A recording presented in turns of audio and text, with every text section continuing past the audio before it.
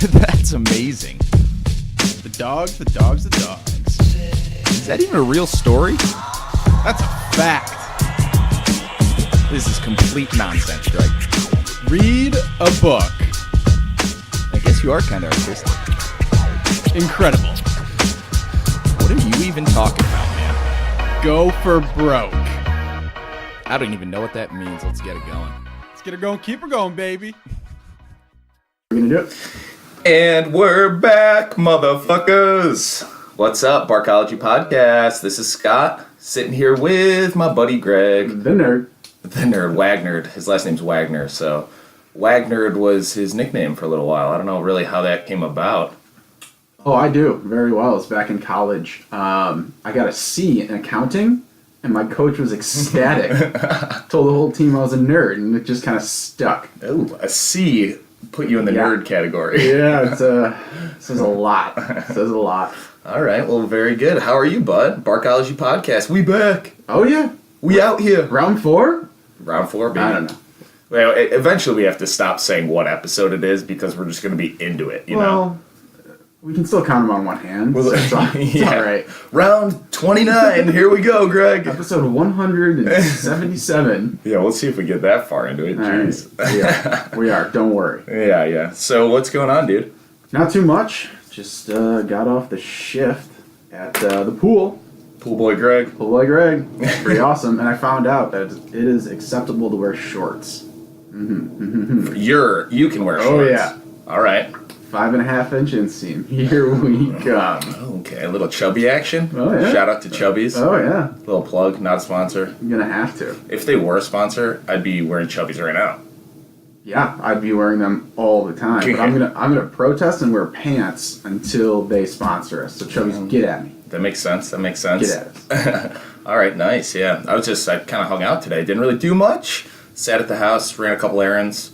Got a little dinner event tonight. But last night it was Leah and my 5-year anniversary. Well, congrats. Thanks, bud. Thanks. Wow. Yeah. So it's kind of weird though because we're engaged and we're about to be married in the summer, but we're still celebrating like our anniversary date from when we started dating. It's kind of like in that weird spot. Like you obviously don't celebrate. Like when do you start celebrating? Like the time you got engaged or like something like that. I don't know how that shit works. You're looking at the wrong guy. I struggle to remember my own birthday, let alone. Oh yeah, happy birthday, Greg! It's Greg's birthday yesterday. Yeah. So we have the same anniversary / birthday date. Well, our anniversary is technically today, so we're one day off. Jesus. But I'll tell you what, the first thing I thought about when I asked Leah to be my girlfriend, I was like, "Hey, Leah, be my girlfriend." She said yes. I was like, "This would be perfect because it's one day after Greg's birthday." So we can all celebrate together. Yes, exactly. We didn't even want cute. we didn't even want you to come with your girlfriend and just be me, you, and Leah. Forever. Well, how was your week? We haven't really talked this week. We were I was out of town. You were just grinding. Yeah, it's been busy. Like I said, had my birthday. Didn't do anything. My girlfriend has been pretty ill for the last few days, which is definitely a bummer. I just hope she gets better quick here. But birthday wise, we're going to postpone everything to next week, so you're more than welcome to attend the festivities next week. I shall be there. Just because she's sick, she's in bed, and she can't really take care of Oliver, our dog.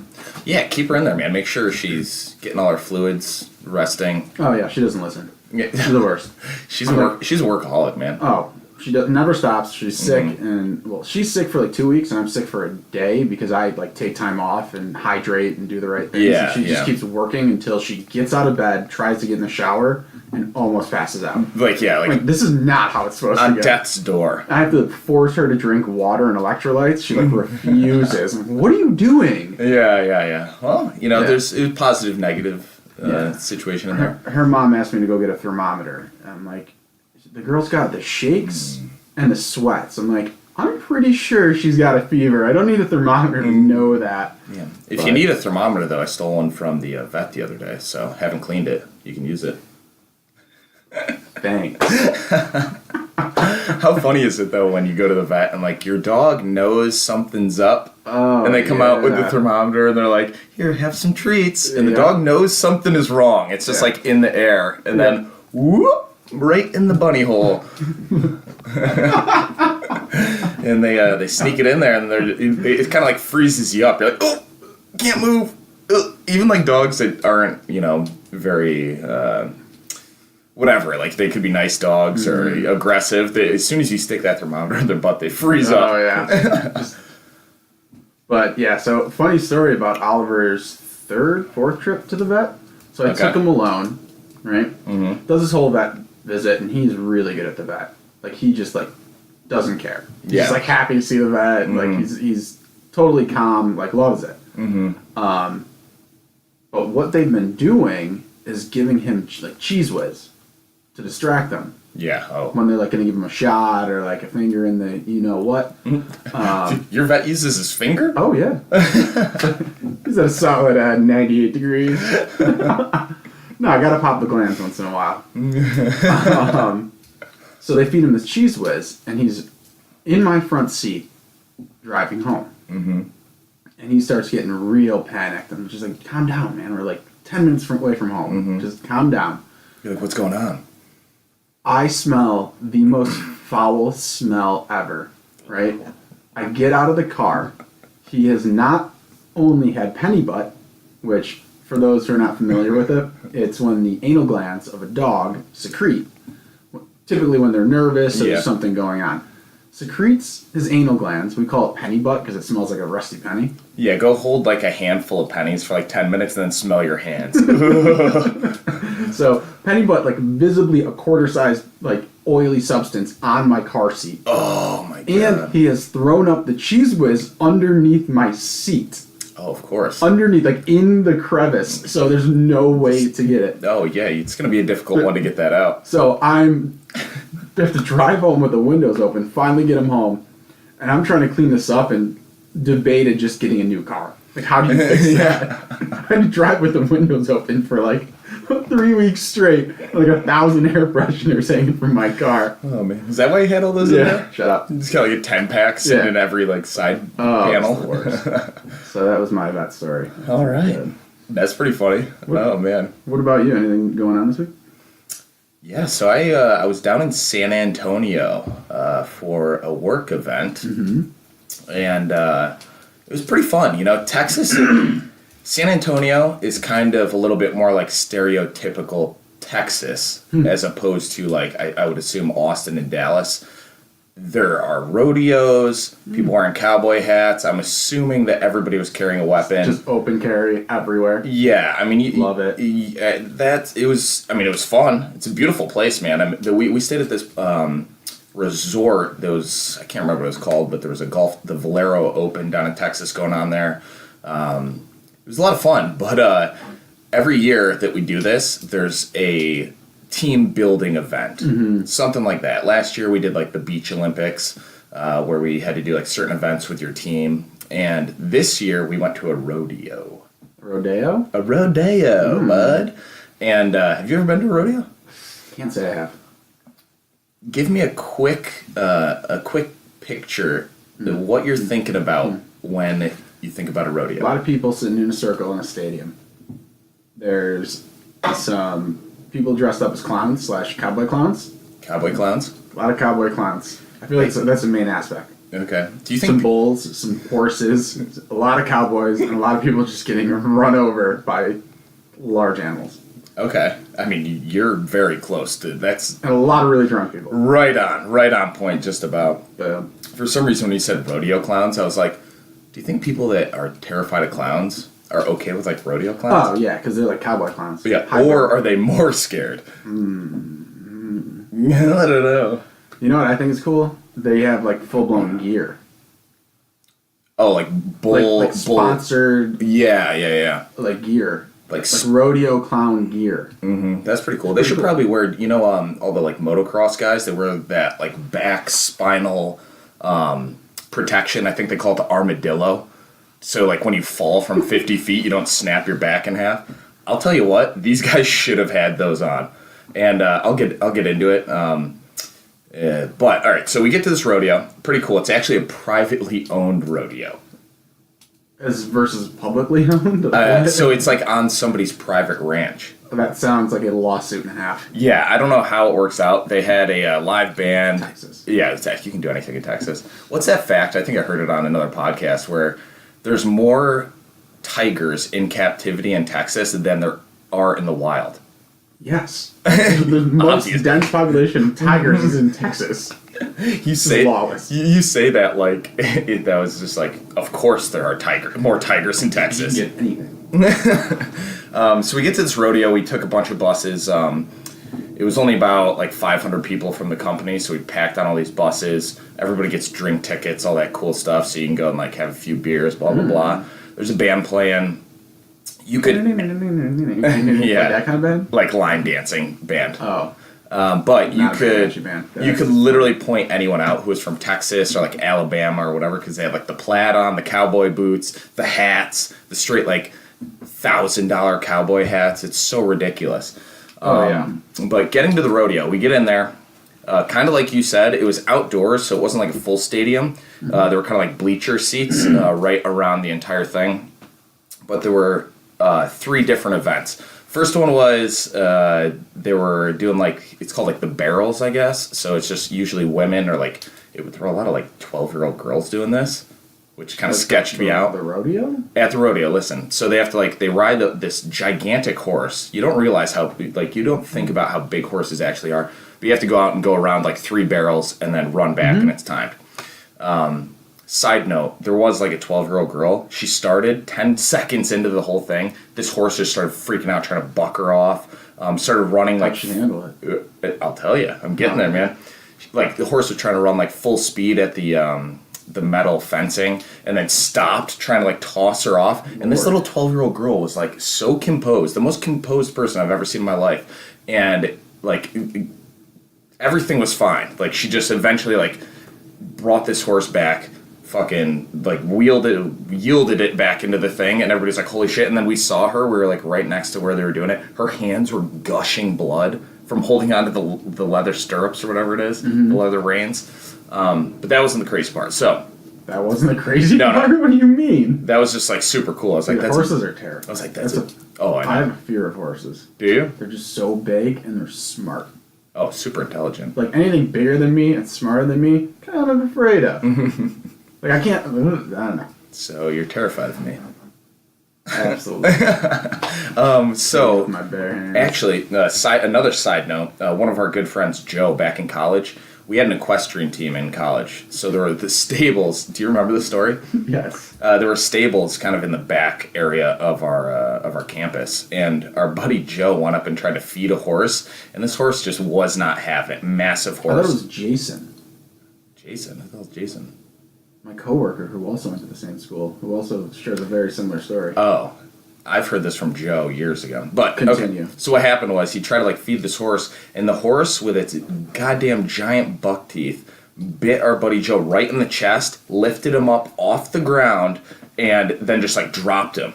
And his chest was black and blue for like weeks and weeks and weeks, but that horse was just not having it. No, my coworker has the exact same story. He used to go down and feed these horses carrots, and this one horse just got him right in the chest. Same exact story.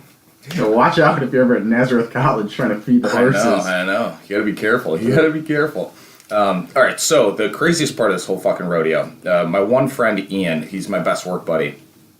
We're both kind of assholes. You know, everybody's having a good time. Everybody's had a few cocktails. Never would have guessed it. We're both like looking for blood. We're like, yeah, kill him, more blood. You know, just kind of like fucking around. But I mean, we're right there. You know, where we sat was literally right in front of where the bulls are trying to buck these dudes off. So, about an hour in, they were like, all right, this is going to be the last riding of the bull, whatever that's considered. They're like, the last guy's going in, he's a professional. Like, I guess pro guys would come and like practice at this ranch. He's a professional. He's going to give you the best show ever. They're playing like Rage Against the Machine, and like everybody's like, you know, getting pumped up. This guy, super fired up. yeah, everybody's super fired up. This the guy finally comes out of the gates. This bull literally bucks him off in like 4 seconds. Okay, and we're like, okay, that's it. But then the guy's foot gets caught in the rope that's wrapped around the bull. Stirrup. Well, I think the stirrups where a boot goes in. I'm not a horse guy.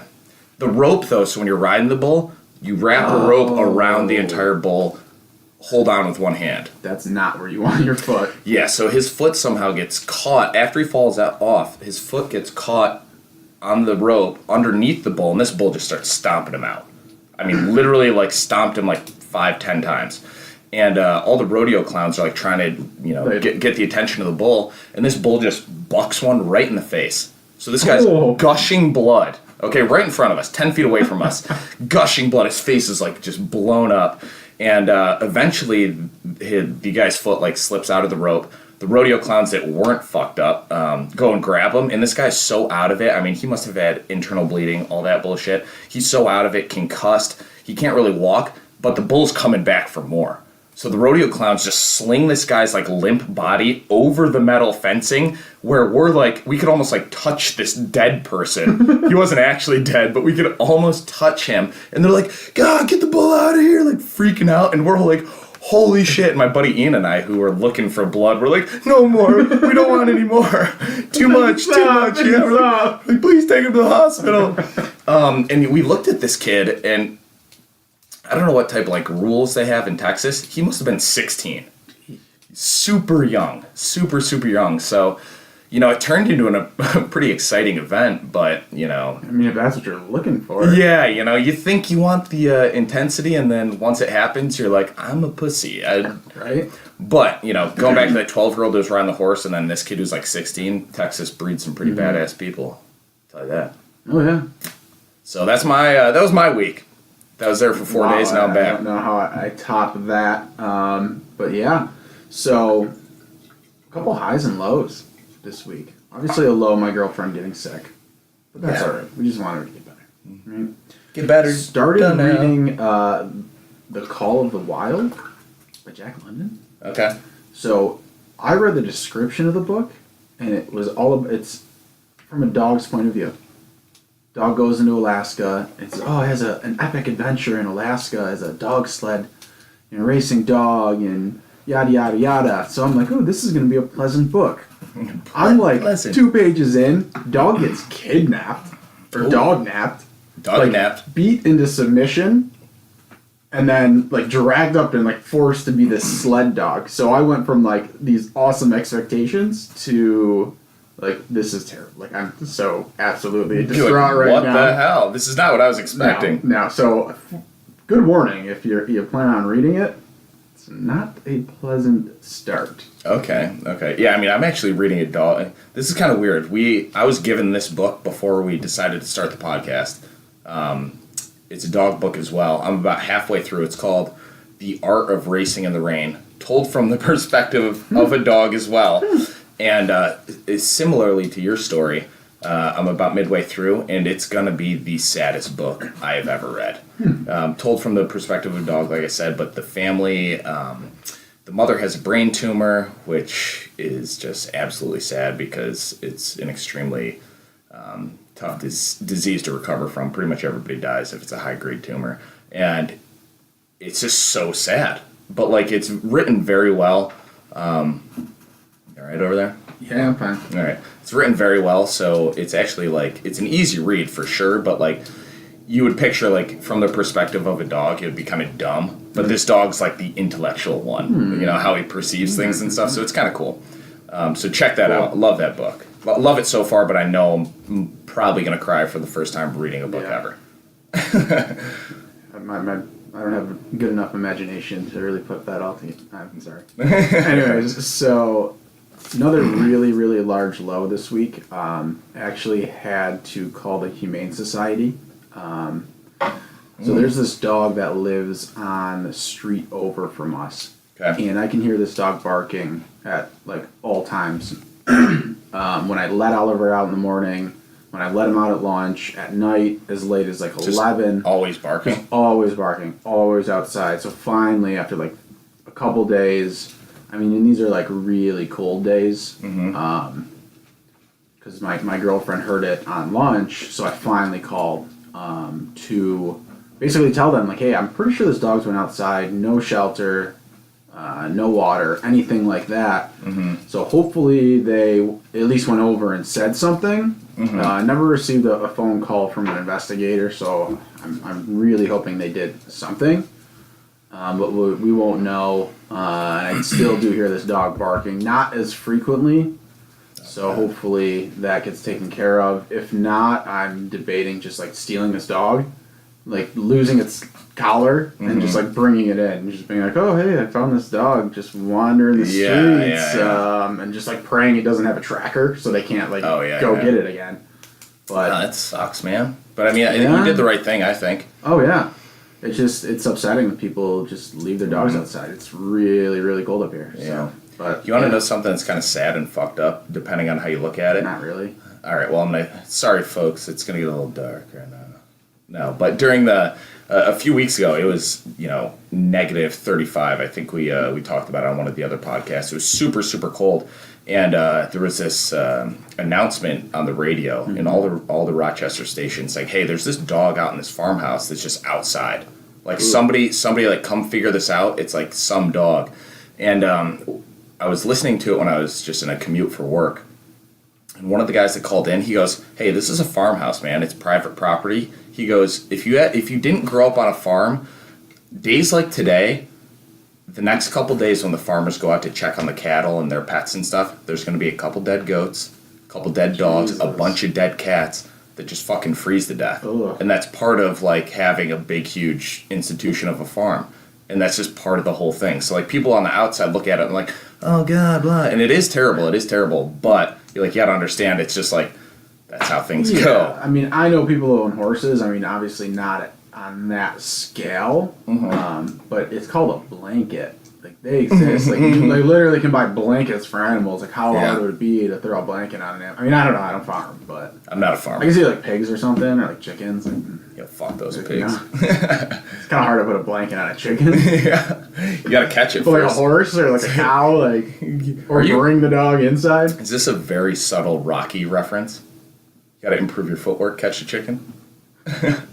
All right, I was trying to lighten it up. I was like really trying to figure out where you're going with that. I just pictured him doing like sit-ups and pull-ups in the barn. Training, oh yeah, like the Russian. One of the most awesome training videos of any movie ever. Yeah, it's like hiking up the mountain in the deep snow. It's pretty unreal in Russia. All right, let's get into the, what are we gonna call it?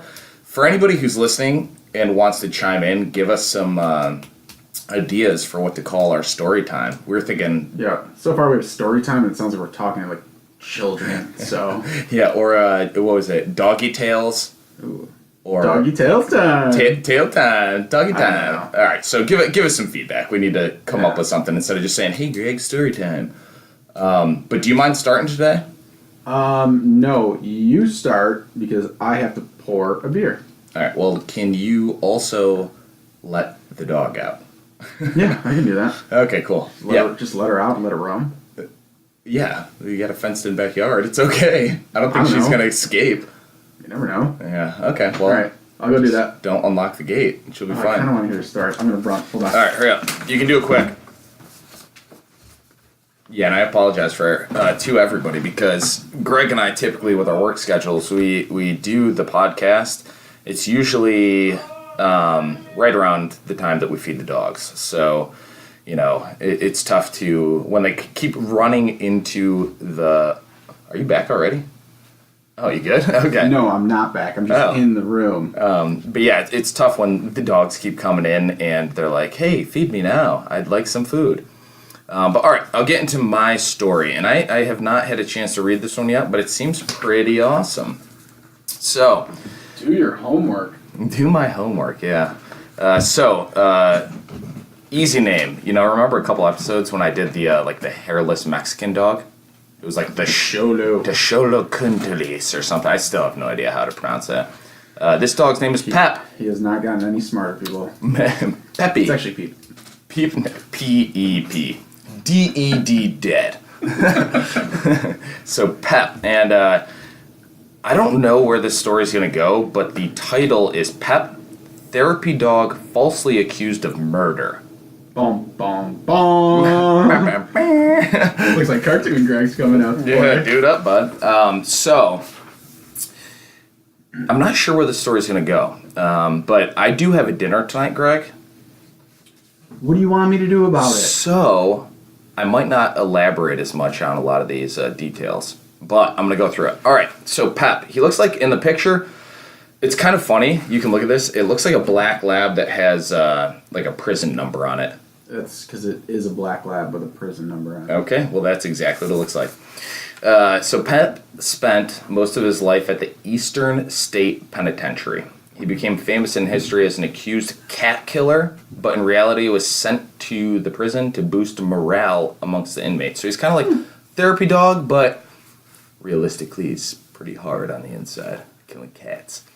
Doing his duty. I just said I wasn't going to do this, but when I was growing up, I had a golden retriever. I was right when I was born, my parents got the dog too. They're crazy.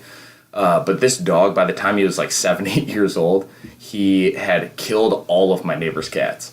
Yeah, my dog did the same. Yeah. Husky. Oh my God. Got quite the kill count. Yeah, quite the kill count. So, whatever it is, maybe it's the way my family raises dogs. Leah, right now, my dog now, is a squirrel killer. My old dog, Bubba, is a fucking cat killer. I remember, though, I was like 10 years old, and they had a grave. My neighbors had a grave in their backyard, and I was like, ooh, good, I feel terrible. All right, so Pep was a gift to Guilford Pinchot. I don't know where that name's from.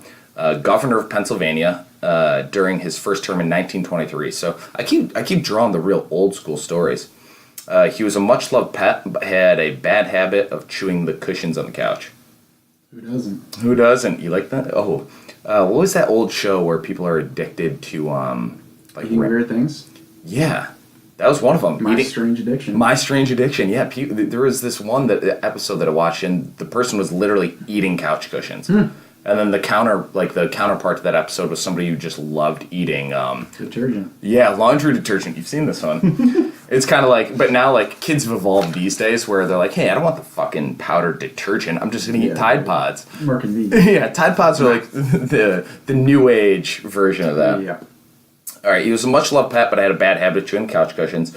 Governor felt that it was best that the dog lived somewhere else, so they fucking kicked him out. What an asshole. Decided to send him to Eastern State Penitentiary in Maine. Okay, so that's way up north. He heard about dogs being used as therapy to like rehabilitate inmates and things like that. So in 1923, I guess like... That's pretty progressive. Yeah, that's probably a new thing. It's not like today where people are like, this is my therapy squirrel, I'm on a plane. You're like, that thing has fucking fleas all over it. Get it off the goddamn plane. You can't do that. Jesus. Snakes on a plane. Snakes on... Oh, God. Let's not get into that. So sent him to Eastern State Penitentiary. Used him as the therapy dog, and he became good friends with the warden. And the warden felt Pep would be an excellent candidate for being an ideal candidate dog. So he entered the prison in 1924. Jokingly, the guards paw printed Pep and even took a mug shot of him. All right, Leah's got to come in. Yeah, Greg's going out. So that was the mugshot we were talking about where he's hanging out there. He looks like the nicest dog ever. I can't ever imagine this dog fucking killing a bunch of cats, but you never know. It's kind of like my old dog Bubba that used to chomp the cats. He would chase cars, no joke. He actually broke his leg one time, and I was too young to really know what was going on, but he was chasing a cat or chasing a car. I can't remember the story exactly, but he didn't get hit by a car. He was running so fast across the street that he ran into the side of a car and broke his leg like a fucking idiot. All right, let me find out where I was. So he actually got an inmate number, which is kind of funny. So he's actually in the intake logs and the inmate records, which is wild as a dog. I don't think that's legal nowadays. Word got around in the stories published in newspapers saying the governor used his executive powers to sentence his dog to life in prison without parole. So, why do you do that? I don't know. If you're a dog, though, you're like, hey, I'm in prison with some homies. I got a nice little cell. I die when I'm like 10. Most labs die by cancer. Sucks, but yeah, okay. So according to this guy, Dick Fulmer, don't know who that is, he worked at the penitentiary in the 60s. Spent years researching the facility's history, so I'm guessing, when you work at a prison, you go to the library and you're like, hey, let's see what I can find out. There's not much else to do. You're not like, hey, let me try to get a tan. That's not something you do. No, you got all day. Yeah, exactly. So we found out that it was a false accusation, and it was written all about politics. So for whatever reason, I guess reading it right now, I thought that this was a joke, but I guess they actually put this dog in prison for his life, which is kind of ridiculous now that I think about it. I thought it was a joke, and they actually gave him a life in prison. All right, in 1926, Cornelia Bryce Pinchot, god damn it, these names suck, the governor's wife issued a statement to New York Times clearing Pep's name. So it's almost like making a murder where they're like, hey, you did it, but maybe you didn't. But there might be a conspiracy here. We'll see what happens. Pep lived at Eastern State Penitentiary until he was transferred to the Graterford prison in 1929. So at this point, he is 5 or 6, depending on when he came in. Yep, math. Plus and minuses. He was never locked in a cell. He wandered around the prison halls freely and became a favorite among the inmates and guards. So this is where the actual therapy part kind of comes in. Mm-hmm. He's just wandering around, letting people touch him. Oh, yeah. Think about it. If you're locked in prison and you have no real human connection besides a bunch of other dudes that are trying to stick their P's in your B's, petting a dog's probably pretty cool, right? Oh, yeah. You know? I like petting dogs. You like P's and B's? Okay. All right, so Eastern State Penitentiary, which once housed Al Capone. Didn't know that. Al Capone, what is it? Bad guy. Napoleon syndrome. Al Capone, I think, was like 5'5". Just I don't know where you're going with this. Pissed off short guy. I don't know. I'm not really going anywhere with it. All right. It closed in 1971 and is now a museum. And the story of Pep is told still today. To add a little humor, it's kind of like one of these stories where the dog actually did get sentenced to life in prison, but now they tell it kind of as like a comedy story there at the prison. So interesting, eh? Oh yeah, dog probably had more rights than they did. I don't know. I wonder if he got let out early for good behavior. Ooh, sit. Oh man. Oh god, you know. All right. So Greg, how you feeling about my story? Yeah, that's pretty good. It was okay. I kept it brief. Didn't go too crazy with it, but cute little dog. Yeah, cute little dog. not sure why he was. For everybody also, if you don't follow us on the Instagram page, follow us at Barkology Podcast. But every week I'll post kind of like a story versus story picture, so you can actually see the dogs that we're talking about. So Pep will be in there, and then it'll be versus whoever Greg's dog is. What's your dog's name? If there is a name. Pickles. Little alliteration going on in the story. Say, I was telling a story about Pep and Pickles, and it was pleasant. So we'll post a picture. Greg's laughing, you dick.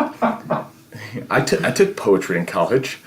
So Greg's going to get into his story. I'm going to go feed the pooch because I mentioned when you were down there letting her out for me. Thank you. That for whatever reason we feed the dogs. Guys. We scheduled these right during. Dog. I'm rambling. All right, I'll be right back. So do your thing. Go. All right. Let me tell the story. Adios. Just get out of here.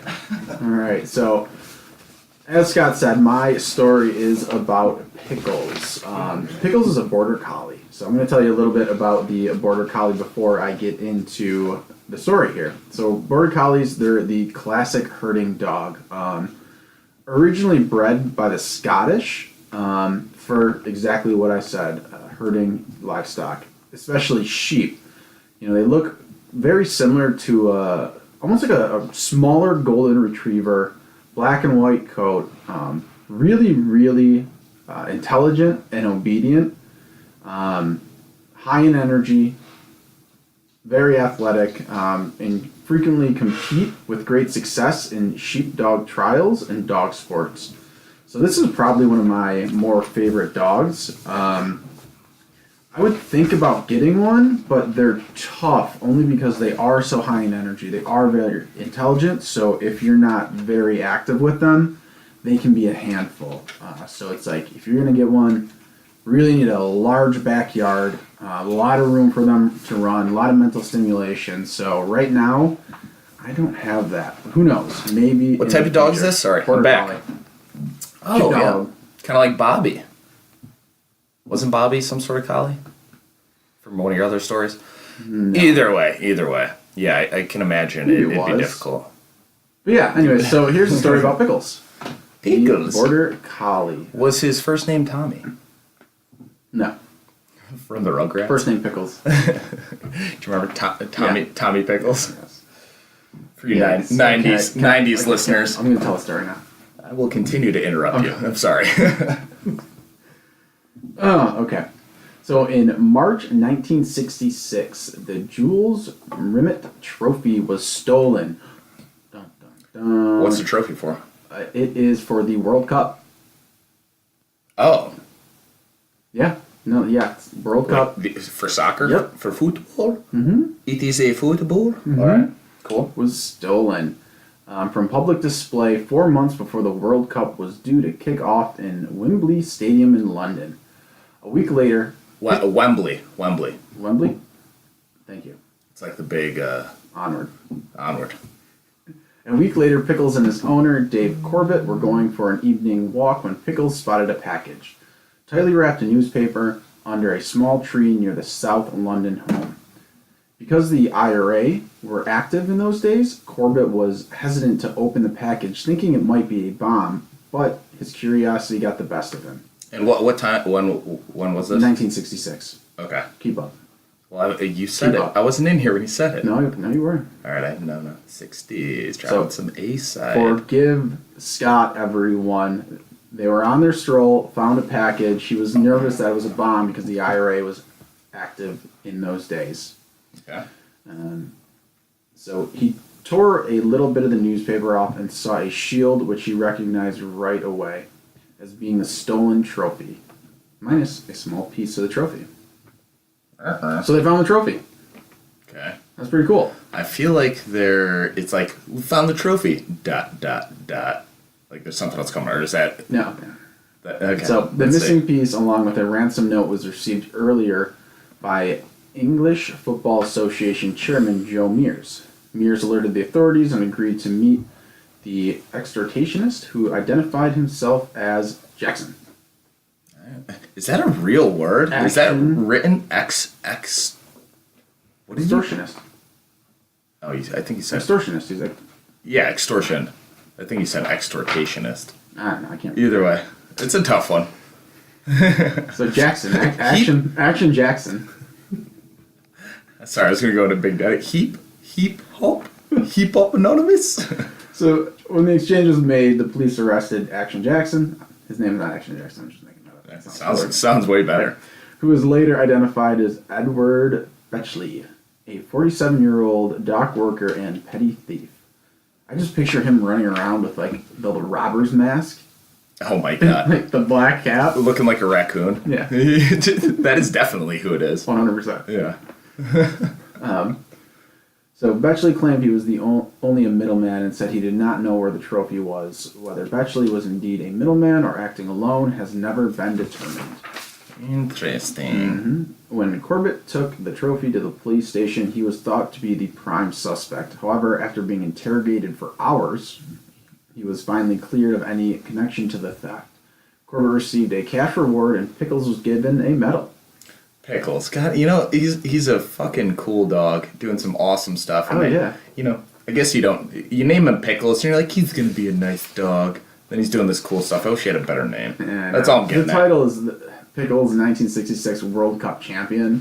And then the first sentence in his story was, okay, maybe Pickles didn't win the World Cup, but he did become famous. Like, so stupid. Yeah. Come on, you can't. Did you read that off when I was No, out? I didn't. Oh, good. I didn't. It's so embarrassing. Good. Leave it out. He didn't actually win the World Cup. Like, really? A dog didn't win the World Cup? I had to guess that. I wish he was playing soccer like Air Bud. Oh, yeah. Again, did we talk about that in an episode, or did it get cut out? I don't know. It was either the very first one we recorded. We talked about saddest scene of any movie. No, because we talked about Wilson.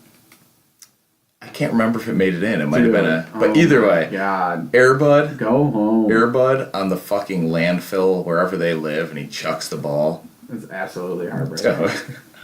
Let's not talk about him. Come on. Okay. Let me recompose here after that. Tighten up. I can't even find where I was. A medal overnight. Pickles became a national hero for helping England avoid an international embarrassment. As if they needed any help. Oh, you're reading it word for word, I know. Oh yeah, this is true facts. He made numerous television appearances and later played a part in the spy film, The Spy with a Cold Nose. Ooh, it's clever. I know, right? Names, people should work on them. After England beat West Germany, hey, that's a good win. Back in the 60s, yeah, everybody's still hating on Germany for sure. 100%. They killed, Winning the World Cup. They killed a lot of Jews. Winning the World Cup, Corbett and Pickles were invited to the winners' banquet at a London hotel. Bobby Moore, the captain of English national team, held the trophy up and then held Pickles above his head while standing on a balcony, and that doesn't sound safe. Michael Jackson situation, holding babies over the balcony. Yeah. I'm gonna assume it. Frown upon that behavior. I'm gonna assume it was safe. So he did this in front of thousands of fans, cheering them on. The pampered dog received a friendly pat on the head from the British Prime Minister Harold Wilson. He also got to lick Corbett's dinner plate. Really? Great. And he wasn't even scolded when he took a piss near the elevator in the posh hotel. All right, well, fucking let him out. He's got to take a piss. Didn't give a fuck. Just pissing anyway. That's found your trophy. Piss on your. That's on my your trophy, hotel. son. I'll piss where I want. Yeah. So that's the story. I do have the part where the dog dies. I'm not sure why, but every single story, they talk about the dog's death. Tell me how it happened. All right. I need this to know. This is the worst. There was rat poison for the first one. Remember that? Yeah. That was like that was the worst way to Do go. you remember the story? What was the name Which of the dog story? was it? Swansea Jack. Swansea Jack. Died of rat poison. Saved like 27 people. Bobby the Wonder Dog. Don't remember. He just died because of his travels. Couldn't get any more badass. Yeah. And then Pickles here is probably the worst of them all. So unfortunately, oh god, this is hard. So unfortunately, Pickles died the following year at an early age. Corbett's young son was walking Pickles when the dog spotted a cat. Pickles, who did not like cats, broke free and was later found hanging up a tree, choked by his collar. Oh. Told you it was a bad one. Oh my god. Yeah. So he literally climbed up the tree fast enough chasing the cat that he somehow accidentally hung the himself. leash got caught and he hung himself. That is terrible. Yeah. Sorry, people. I have to interject real quick. Leah and I watched A Star Is Born last night with Bradley Cooper and Lady Gaga. How does your brain work? I'll tell you right now. It's very... Are you going to spoil the movie for me? Yes, spoiler. Oh wait, you haven't seen it? No. All right, I won't spoil it though, but you can imagine Let me where I'm guess, going with a it. star hangs themselves. I'm not going to say anything. All right, wrap her up. Wow, thanks, Scott. Sorry, listeners. So, Corbett buried the beloved pet in their backyard garden underneath a small plaque that reads Pickles, finder of the World Cup, 1966. That's pretty cool though. Throw it right on there. Right? As a dog, I mean, most dogs live pretty basic lives. Let's be honest. So, if you throw on the grave, hey, finder of the World Cup, you're like, this was a pretty fucking cool dog. I wonder if England tried to cover up the fact that this thing was stolen. Oh, I'm sure they didn't want That that to get out. Anyone know, and it was panic. I'm sure that's what they did. And then I'm not convinced that his owner Corbett wasn't involved. I missed the beginning of the story, So the trophy got stolen. yeah. It got split in half, like the base or whatever, and the top, Yeah. and the culprit sent the base in to the chairman of the World Cup. Okay. Said, hey, ha ha ha! I have your trophy. Literally, it sent an ear of someone in when they kidnap someone, and said, if you don't pay me X amount of money, I'll destroy the top or something like. I just picture this out. This is going down. So the dog, Pickles and Corbett, were just strolling along, and then all of a sudden, underneath this tree, the dog finds the top part of the trophy. Gotcha. Okay, And yeah, the I missed all owner's that. like, "Oh, I was really afraid it was a bomb because you know the IRA is." Yeah, that's Republican Army. that's where I came in right there. So yeah, they used to like blow people up, terrorist acts, Yes. overthrow Okay. Britain, free Ireland, and All that fun stuff. yeah, yikes. So he's like, "Oh, I was super nervous. It was a bomb, but you know, my curiosity got the best of me. I tore up a little piece of it. I immediately saw the shield and knew exactly that this was the trophy." I'm like, Okay, but I'm like, so first off, this guy steals this trophy and decides I'm just gonna hide it under a tree. yeah, not Like, not I'm a not great buying spot. this. Yeah, not a I'm- great I'm- spot. Guilty as charged. When I was underage, I used to get the one guy that could buy us beer, and I'd be like, "Hey, just hide it in that bush. Oh yeah. Like, buy us the beer, and then hide it in the bush, and we'll pick it up." I don't know. Sorry, pretty damn completely unrelated. Hanging out with 21-year-old. He might have been underage too. I don't He know. was like 18, but he was that one like kid with a mustache. Oh my god, the He was kid. like He had age 15. he had chest hair when he was 12. Yikes. It's like, oh, check this out. And you were like jealous at the time, but then you realize that that's probably not normal. And now they have to shave 3 times a day every day. Scott has to shoot 3 times a day. So what's the truth? I'm very Scottish. I think they have all those curly hairs all over the body. Yeah, I don't know. Craig's a naked mole rat. Random, but yes, I am. Scott Okay, and I so are cool. opposites. He's super bald and I have a luscious head of hair. Your hair's I just looking have nice. 0 body hair, and this kid looks like a wool sweater. Man, you're making me sound like the most hideous person alive. But I do like the way your hair looks right now. Quacks like a duck. Oh, you know what I thought? Greg and I used to use this, I don't even know what it'd be, this sentence. I don't even know how to categorize it. But I forgot where we heard it, but it was, you build 1,000 bridges, you suck one dick, and you're a gay. No, you're still a cocksucker. Oh, you're still a cocksucker. I don't know where that's from, but you were kind of just putting me in that category. He's got Yeah. build 1,000 bridges, but suck one dick, Yeah. still a cocksucker. Yeah. So, I don't know where we're going with this right now. But, all right, so your story's over, huh? Yeah. Good story. Good story. Nice. Missed the beginning, but now I get it. Yeah, we gotta work on it. All right, so let's wrap this thing up because I got to get to dinner. I don't know what is for dinner. Hopefully something yummy. A little scrumptious. But some news for everybody. We've got some high demand for apparel, which is surprising to me because we didn't plan on this at all. We were kind of just going into the podcast thinking, hey, let's just have a little bit of fun. But we've gotten a lot of requests for like t-shirts and stuff. So we have a buddy who has, he developed a website, sells shit on it all the time. We are going to have apparel coming out soon, Greg. All right. All right, come on, be excited about it. Oh, I'm pumped. This is Yeah. my excited face. You look like you're trying to seduce me right now. Am I? You might be. I don't know. Let's turn the camera off. So yeah, we're gonna come out. We'll probably have, I'd say, maybe like 8 different variations of stuff, like a T-shirt, sweatshirt. We'll have iPhone cases, probably mugs. Mugs would be kind of cool if we had our dog logo on a mug, like a coffee mug. I'd buy that. But we'll let you know. No one cares what you want. Yeah, it's all what It's they the want. consumer.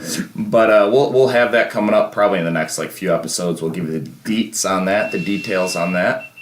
But that's about it, though. That's all the updates I have. Yeah. To wrap this up, give us some feedback, people. Everything I've heard so far, everyone who's like, "Oh, I'm so excited! I can't wait to listen to it." Like the next day or like couple days, they just don't give me feedback. So it makes me think one of 2 things: you either didn't listen to it, which is totally fine. I'm not upset. I got the metrics. Or you hated it and you're just too afraid to tell me. But the people who have listened to it, I know, I get like an awesome text that's just like, "Man, you guys sounded awesome. This is so funny. I laughed at this part." So we want to hear what you think. If there's any like segments or something you want us to do or work in or do less of, let us know. because we would be happy to fulfill your demands. Yeah. Oh my God, you guys killed it! You're so funny and handsome. It was such a good podcast. That's all I'm getting. Yeah. Yeah. Okay, good. The analytics show that was actually a quote. It was perfect. But yeah, one last thing before we wrap it up. I think it was last episode or the episode before. I gave a shout out to this kid Natestagram. It was Natestagram and a number I can't remember, and he emailed us. And he goes, you know what? I actually did make up those pug facts. He made those all up? But he goes, Asshole. I think there is some truth behind it. He's like, I heard this in the past. He's like, I'm gonna fact check and call in. And I'm like, what do you mean call in? Like, what are you gonna just? I'm not giving out my cell phone number. I'll tell you that No. much. But it was kind of fishing for your number. Next is gonna be asking for your social security number and your driver's license exactly. number. I am not. Natestagram has become Scott. We are one now. But start his own podcast. Barkology 1 by Natestagram. But he actually said he's going to do a real fact check and let us know. So, yeah, the engagement's cool. But that's it. That's all I got, man. I got to go to dinner, so. Yeah. Let's do it. You're not coming to dinner. Oh. All right. Well, tagline out. Wagmore. Bark less. That means be happy. Stop fucking around. All right, peace out. See you guys.